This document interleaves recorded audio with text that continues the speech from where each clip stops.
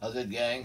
I know it's been a while since I got back from my May trip, but finally rested up, got some of my other videos put together, and ready now to give you that trip report. I'm gonna keep it short. I don't normally make long trip reports. I went to Vegas on May 16th to the 22nd, so I was leaving Maui Tuesday.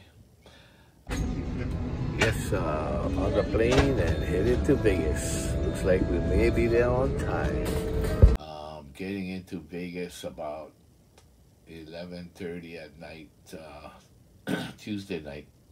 And by the time I got to the hotel, it was already after midnight. So getting into Wednesday morning.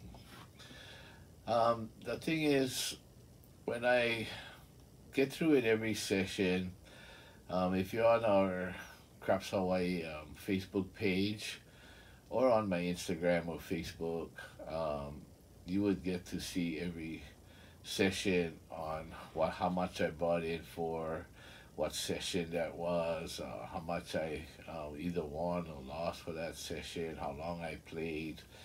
So I feel like I don't have to put all that into this trip report because, like I said, if you been following me on my journey as every time I go to Vegas, then you would get to see it daily. What actually happened. So anyway, for a short trip report, like I said, left Maui about 2:40 p.m. Got into Vegas about 11:30 on a Tuesday evening. By the time I got to the hotel, checked in, put things away, came down, checked out the tables. It's 1:37 in the morning. Just got in, left Tuesday. It's already Wednesday since I got here. It's slow. I just came down to check the tables. As you can see, they're really slow. Only 3 tables playing, but so I'm just watching the tables for now. Not sure if I'm going to be jumping in. If I do, you'll get a report. It was already Wednesday morning.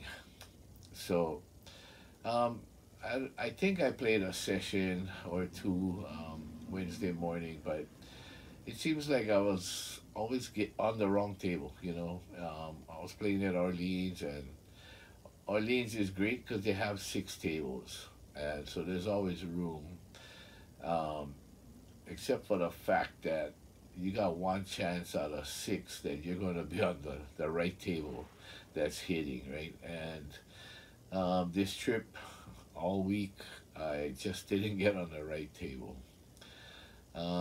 There was maybe a couple good rolls. I went up to bed, came down in the morning, and heard all the news about this lady who threw 87 rolls.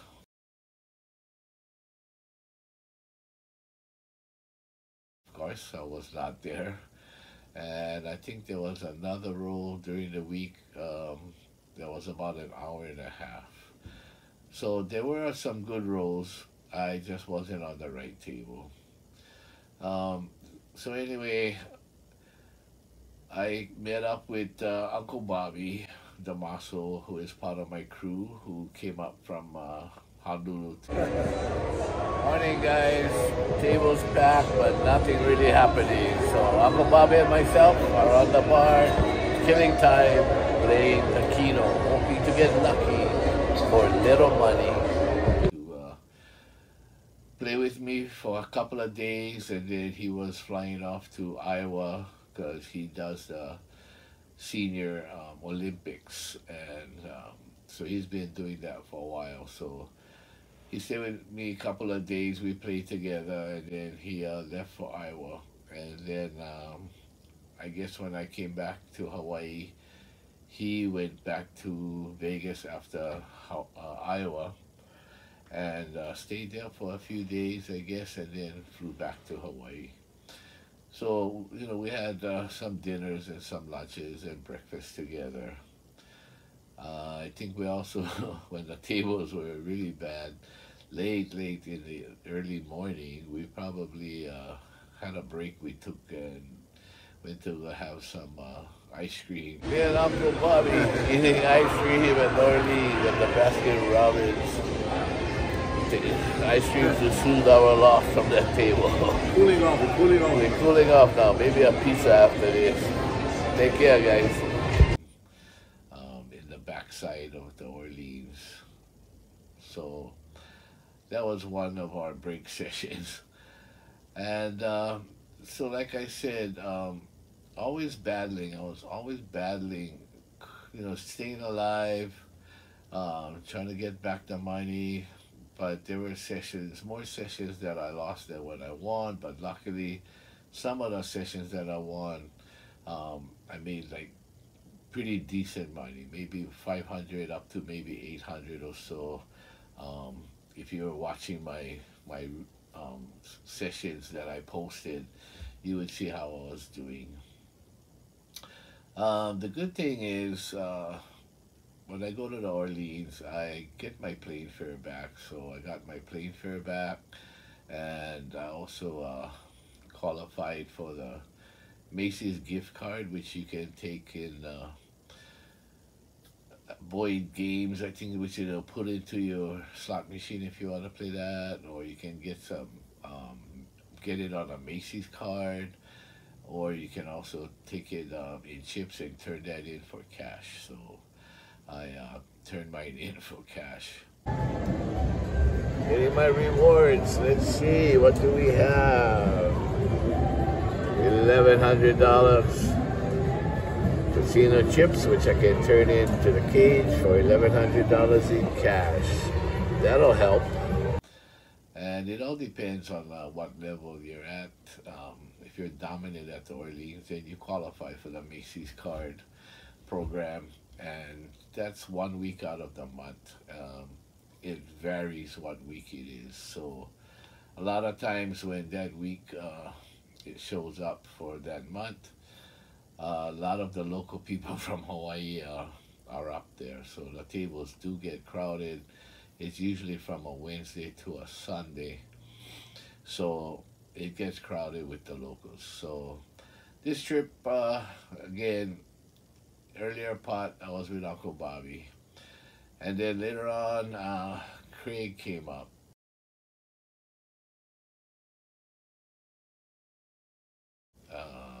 He flew up on a Friday night, got there Saturday morning.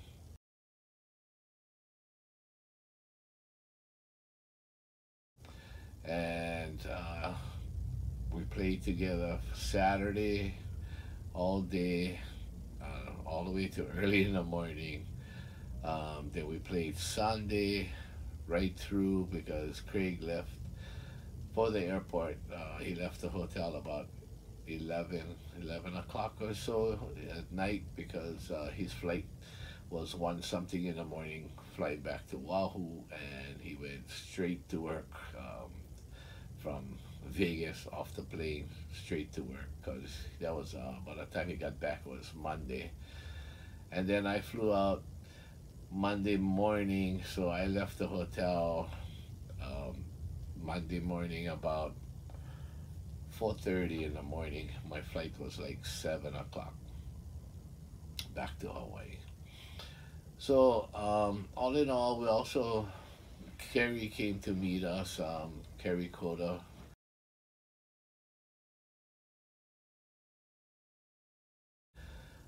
She came to meet us, who has her group called the Let It Roll, or Let's Roll, I think it's called Let's Roll. And she has her Craps Angel crew that she is the founder of. So anyway, she came up. I know a lot of you know Kerry Coda. She lives in Vegas.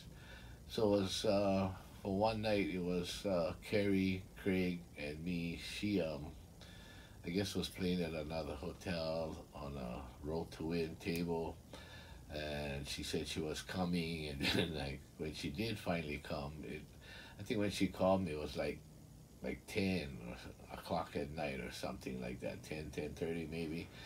And then she finally got over to New Orleans to play with us at like 1 o'clock in the morning.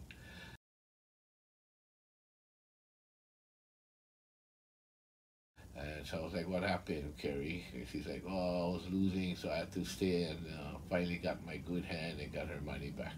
Great, which was great, right? So we spent some time together that morning um, that she came, which was Sunday. I think it was Sunday morning already. So anyway, that's pretty much what happened.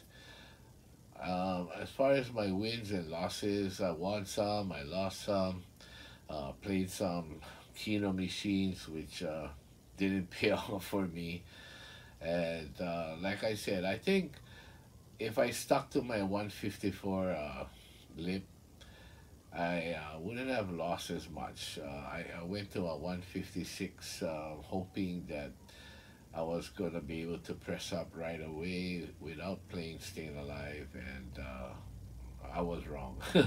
Because Craig and I were on a table, same table, um, and playing, and he was playing my 255, and I was playing the 156. So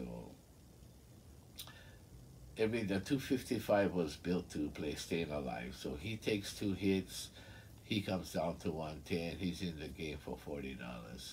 I take two hits, but because I'm with a 156, which is less money being put out, but I press, and then a couple rolls, the seven comes. So I end up losing 156 because I didn't collect it, didn't repeat the numbers that hit. And Craig escapes with maybe making a little bit money or only losing $40. So after an hour or so of play, um, Craig asked me if I was winning. I said no, I'm losing about. I think I was losing about 500, and he was winning 500. So that shows me, and you guys should know, that the power of staying alive helps you because you only need a couple hits and you're gonna depress and you're gonna be in the game like I said Craig was for $40 playing the 255 while I was still pressing, and I lost the whole thing, the 156. So anyway, um, I ended up losing total of I think 15 to 1700, but that includes the meals, the slots that I was playing, the Keno and things like that, taking the Uber and whatever. So that was all included. I'm happy that that's all I lost, where I couldn't find a good table for all the time that I was there. Just got lucky on some rolls, and so I did win some, but not the kind of money I should have won. Again, if any of you want to get any merchandise, shirts, and whatever from, go look up our Swag Originals, www.com, www.swagoriginals.com. It's in our Facebook group, Craps Hawaii Facebook page, and also on my Instagram. If you want any merch, go over there and look it up. So that's my trip report for May. June, was thinking about going up, but I don't think I'm going up in June because my Big Island crew, Tasha, San, Kevin, they bought a regulation size 12-foot craps table that will be coming in about another 2 weeks. So most of my crew will be going to Big Island in June to go do some barbecue and break in that table that they're getting that's coming in. So anyway, thanks for all your support, and stay tuned for when I do go in July. The Myself and my crew will be going up in July. So if you're following us or if you're not part of the Craps Hawaii Facebook page, make sure you join. And I cannot bring you in, so I see a lot of people requesting, "Oh, can you bring this person in?" because they are really part of our group, but their friends not. I cannot bring you in unless you go and answer the questions. At the very least, that you need to agree to the admin rules.